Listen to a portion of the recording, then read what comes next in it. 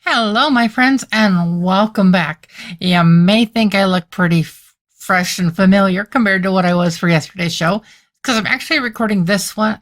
Just recorded Masters of the Universe, and now we are going to be talking about Backrooms.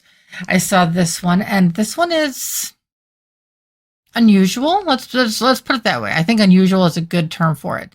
This one, like Iron Lung, and I actually just learned when I was at the theater earlier, that Obsession these are all based on YouTube channels. I knew Iron Lung was, and I knew Backrooms was. I did not know Obsession was. So that was kind of a neat little tidbit of information. But Backrooms it's unsettling. Let's put it this way. It's very unsettling. This is getting a guilty rating through and through, but for a different reason than our last one. Backrooms is liminal horror, and it's found footage. Those two pieces right there are severely limiting its audience already. There are so many people that follow YouTube these days, but there's not a lot of people that follow these rabbit holes of these things that turn into movies.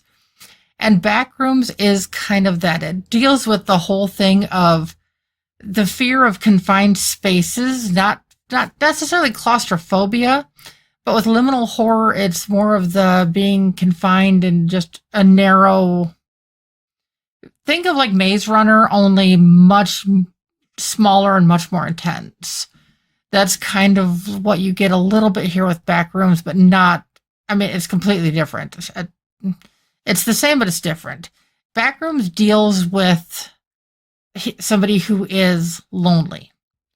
And the whole thing with this movie is it's alone versus lonely. What's the difference? And I'm looking down at my phone now. The guy's name is Clark. That's who you see in the poster here. And Clark, he has lost his wife. Don't worry, no spoilers.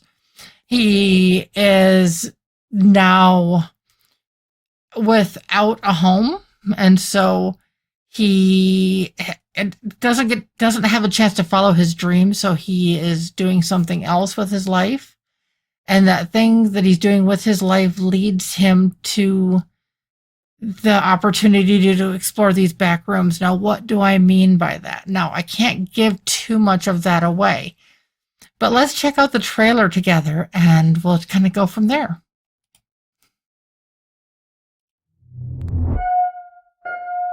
I found something in the store. Now, I want to preface this. You may think, wait a minute, this looks really dated. It's because it is. This entire thing is set in 1990. So if that kind of gives you a little bit of an idea on that, of kind of what to maybe expect visually. But yeah, this whole thing is set in 1990. And yes, this really is what furniture looked like at that point. Okay. What did you find? The place.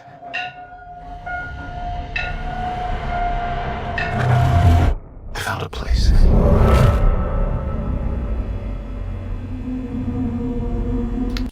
Just even at this point in the movie, when you realize how or what he has to do to get to this place, that alone just ups the creep factor a bit.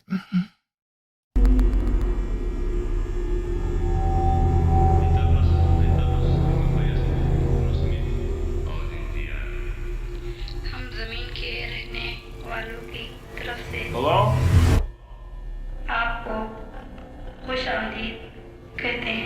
Anyone there? Now you hear this voice playing throughout the times when he's in these back rooms, but you can't quite figure out what it is. And it's not until towards the end of the movie that you actually hear the English version. So if you understand one of the foreign versions of what's being played, that you're going to kind of have a heads up on that. But without that, you're not going to find out what's being said till towards the very end.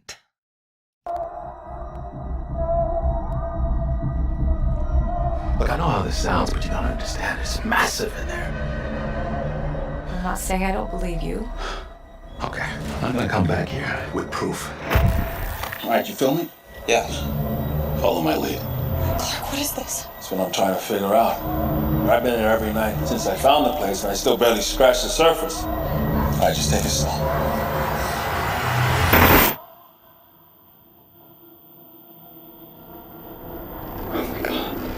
Pull me up! Pull me up! What do you see?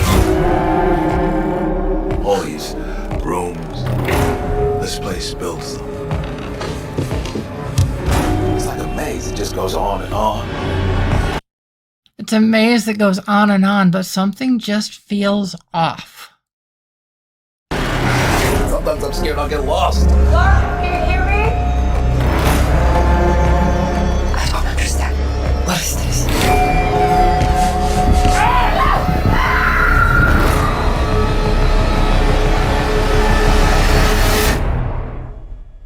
It's beautiful. Am I right? Hello?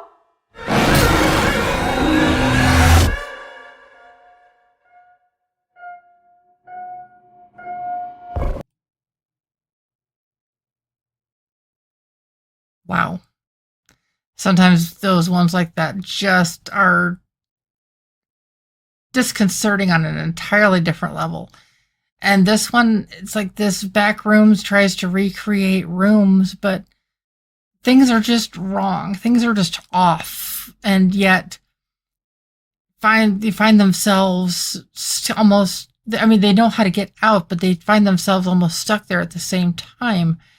It's basically like almost like a Twilight Zone episode, except it's a movie.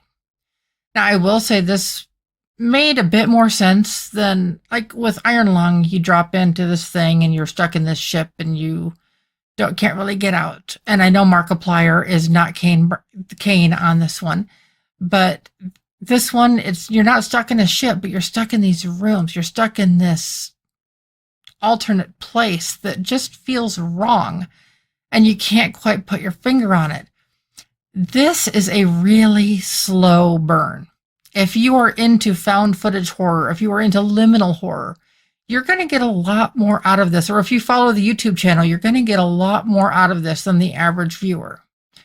If you are not into those things, expect to be confused. Now, as it gets towards the end, there's a major twist that even I didn't see coming. It's like usually a lot of the twists, it's like there's little hints to what's going on. When this twist is revealed, even I was kind of going, wow.